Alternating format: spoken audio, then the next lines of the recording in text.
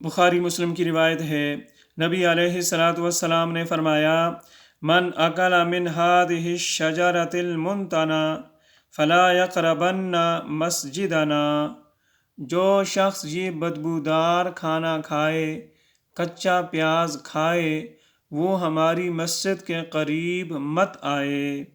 فإن الملائکۃ تتأذی مما یتأذی منہ الانس، اس لیے کہ جن چیزوں سے انسان کو تکلیف ہوتی ہے انہی چیزوں سے فرشتوں کو بھی اذیت ہوتی ہے۔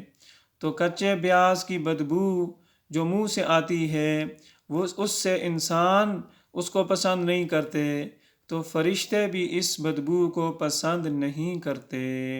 لہٰذا کچا پیاز کھانے کے بعد مسواک کر کے مسجد آنا چاہیے، ورنہ نہیں۔